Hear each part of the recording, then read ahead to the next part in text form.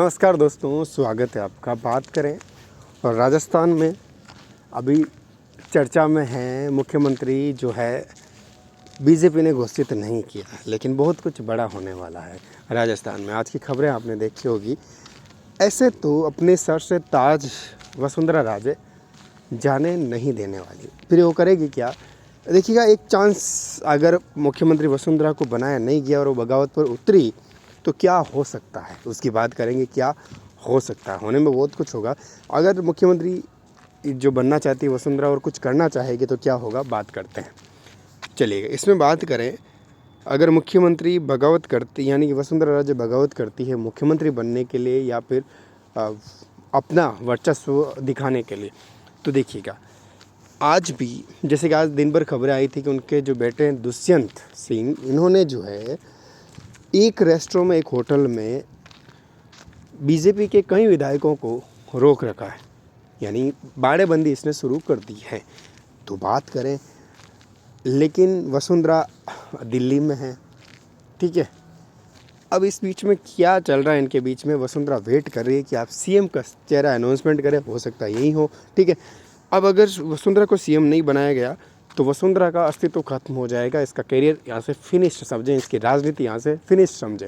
ये वसुंधरा को बखूबी पता है कि अगर मैं सीएम नहीं बनी तो मेरी राजनीति आपसे खत्म ही समझे, और वो ऐसे खत्म नहीं होने देगी अपनी राजनीति की, अपनी वर्चस्व की लड़ाई को।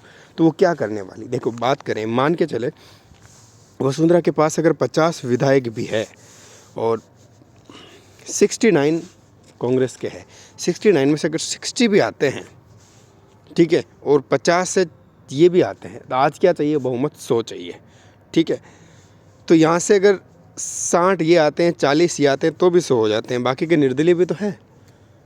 देखो, ये स्थितियाँ बनेगी कैसे, क्योंकि सबको पता है कि वसुंधरा और अशोक गहलोत के टर्म्स कैसे हैं।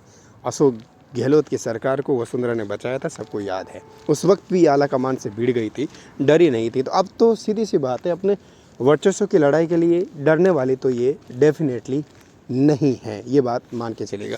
लेकिन जब ये करेगी क्या, इसमें क्या स्थितियाँ हो सकती है, देखिएगा।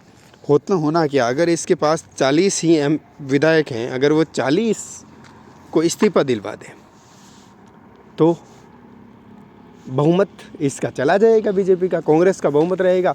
अब कांग्रेस के बहुमत में फिर कौन बनेगा सीएम?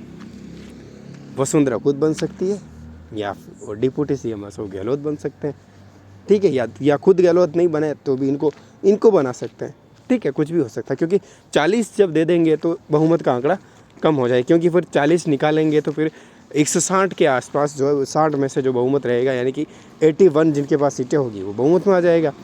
70 इनके पास है ही है, 10 जो है निर्दलीय आ जाएंगे, तो इस तरीके से हो जाएगा। लेकिन ये होने वाला कैसे और क्या होगा, तो इसके संदर्भ में जब हम बात करें तो देखते हैं तो होगा क्या चांसेस हैं। इसमें बहुत सारे चांसेस हैं वसुंधरा राजे के। वसुंधरा राजे ऐसे छोड़ने वाली तो बिल्कुल भी नहीं है, ठीक है। तो या तो ये इस्तीफा दिलवाएगी, 40 से 45 विधायक जो अपने हैं, 40-45 मिनिमम है वसुंधरा के पास, इससे भी ज़्यादा है, क्योंकि चुनाव वसुंधरा के नाम से ही जीता गया है। क्योंकि रिवाज एक बार अशोक गहलोत, एक बार वसुंधरा बनती है, तो इसी के लिहाज के हिसाब से, ठीक है। लेकिन जैसे ही किसी अन्य का नाम, जैसे कि वो बीजेपी जो है नया नाम देती है और राजस्थान बात चल रही है 2 डिप्टी सीएम भी रखेंगे, वसुंधरा बनी तो अपने नीचे 2 डिप्टी सीएम तो बिल्कुल नहीं रखेगी, क्योंकि ये फ्रीडम होकर काम करती है। और नरेंद्र मोदी, अमित शाह को इसलिए जो ज़्यादा पसंद नहीं है ये, क्योंकि ये अग्रेसिव राजनीति नहीं करती, धार्मिक बातों की राजनीति बिल्कुल नहीं करती है, ठीक है। तो इसीलिए ये बिल्कुल भी ऐसी राजनीति शायद नहीं करती है, इसलिए उनको पसंद नहीं है। लेकिन वसुंधरा करेगी कुछ बहुत बड़ा, ऐसे चुपचाप नहीं बैठेगी। लोग तो यहाँ तक कह रहे हैं कि सरकार तो वसुंधरा की बनेगी, चाहे कांग्रेस से बने या फिर बीजेपी से, ठीक है। तो देखते हैं क्या होता है, ये दोनों के गठबंधन से बनती है या फिर ये 40 विधायक 45 विधायक जो है इनका इस्तीफा दिलवाते हैं, किससे बनती है, देखते हैं आगे। आप भी देखिएगा और बताइएगा क्या हो सकता है।